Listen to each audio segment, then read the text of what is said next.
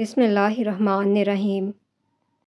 حضرت سیدنا ابو محمد خراسانی رحمۃ اللہ علیہ کا بیان ہے کہ ایک خراسانی تاجر کا غلام بہت نیک و پارسا تھا۔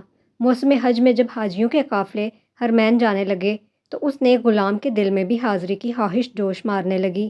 اس نے مالک کے پاس جا کر حال دل سنایا اور حاضری کی اجازت طلب کی۔ بدبخت و گستاخ تاجر نے انکار کر دیا۔ تاجر نے کہا، اگر تم میرا ایک کام کرو تو میں اجازت دے دوں گا، ورنہ ہرگز اجازت نہ دوں گا۔ پکا وعدہ کرو کہ تم وہ کام کرو گے۔ غلام نے کہا، بتاؤ کیا کام ہے؟ بدبخت تاجر بولا، جب روضہ رسول صلی اللہ علیہ وآلہ وسلم پر جاؤ تو وہاں جا کر یہ کہنا، اے اللہ کے رسول صلی اللہ علیہ وآلہ وسلم، میرے آقا نے یہ پیغام بھجوایا ہے کہ میں آپ کے دونوں دوستوں حضرت ابوبکر صدیق اور حضرت عمر فاروق سے بیزار ہوں۔ اگر میرا یہ پیغام پہنچانے کی خامی بھر لو تو میں تمہیں بخوشی اجازت دیتا ہوں۔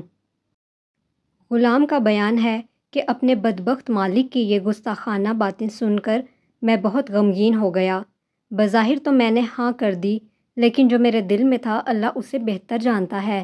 بہرحال میں قافلے کے ہمراہ مدینہ منورہ دھڑکتے دل، لرزتے قدموں اور پرنم آنکھوں کے ساتھ روضہ رسول صلی اللہ علیہ وآلہ وسلم کی جانب بڑھنے لگا۔ قبر انور پر پہنچ کر میں نے سلام عرض کیا، پھر امیر المومنین حضرت سیدنا ابوبکر صدیق اور امیر المومنین حضرت سیدنا عمر فاروق کی بارگاہ میں سلام عرض کیا۔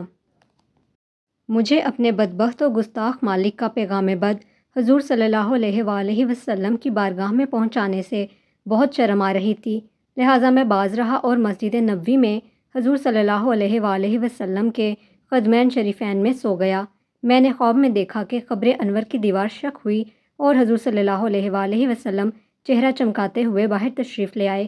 آپ صلی اللہ علیہ وآلہ وسلم نے سبز لباس زیب تن کیا ہوا تھا اور جس میں اطہر سے مشک کی خوشبو آ رہی تھی۔ سارا ماحول مشک بار ہو گیا۔ حضور نبی کریم کی دائیں جانب امیر المومنین حضور ابوبکر صدیق اور بائیں جانب امیر المومنین حضرت عمر فاروق تھے۔ حضور صلی اللہ علیہ وآلہ وسلم کی اتباع میں انہوں نے بھی سبز لباس پہنا ہوا تھا۔ آپ نے میری طرف متوجہ ہو کر ارشاد فرمایا، اے عقل مند شخص، تو نے اپنے مالک کا پیغام ہم تک کیوں نہیں پہنچایا؟ حضور صلی اللہ علیہ وآلہ وسلم کی ہیبت اور رعب و دبدبہ اتنا تھا کہ میں سر جھکائے دست بستہ عرض کی، میرے آقا، مجھے شرم آتی تھی کہ آپ کو آپ کے پہلو میں آرام فرما دوستوں کے متعلق اپنے بدبخت مالک کا گستاخانہ پیغام سناؤں۔ آپ صلی اللہ علیہ وآلہ وسلم نے ارشاد فرمایا، اے خوش بخت، انشاءاللہ عز و جل تو حج کرنے کے بعد بخیر و عافیت خراسان واپس جائے گا۔ جب تو اپنے مالک کے پاس پہنچے تو کہنا، اللہ عز و جل کے رسول نے فرمایا، بے شک اللہ عز و جل اور اس کا رسول اس سے بیزار ہیں جو صدیق و فاروق سے بیزار ہے۔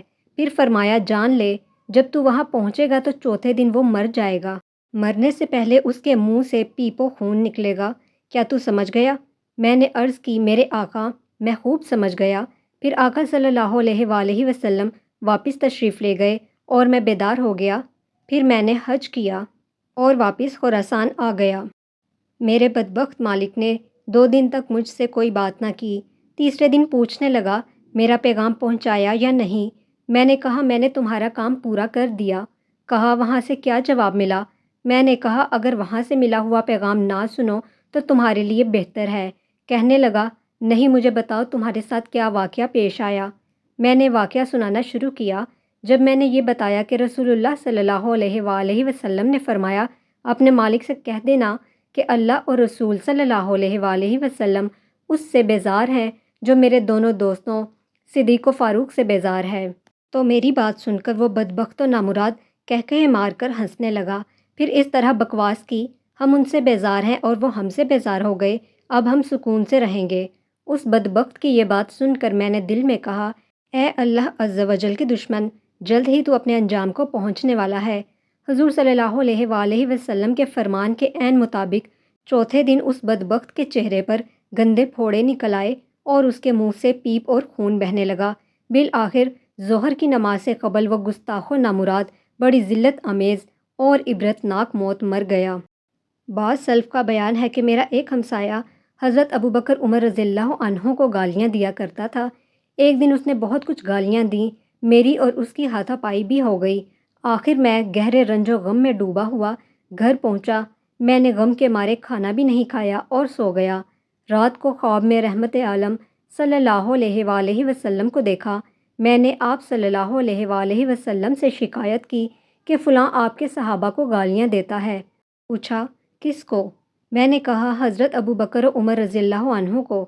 آپ صلی اللہ علیہ وآلہ وسلم نے مجھے چھری دی کہ اسے ذبح کرو۔ چنانچہ میں نے چھری لی اور اسے لٹا کر خواب ہی میں ذبح کر دیا۔ میرا ہاتھ خون میں بھر گیا۔ میں نے چھری زمین پر ڈال دی اور زمین سے ہاتھ پہنچنے لگا کہ آنکھ کھل گئی۔ سنا تو اس کے گھر سے رونے کی آواز آ رہی تھی۔ میں نے پوچھا یہ کیسی چیخ و پکار ہے؟ لوگ بولے فلاں شخص اچانک مر گیا۔ صبح کو میں نے آ کر اسے دیکھا تو ذبح کی جگہ نشان موجود تھا۔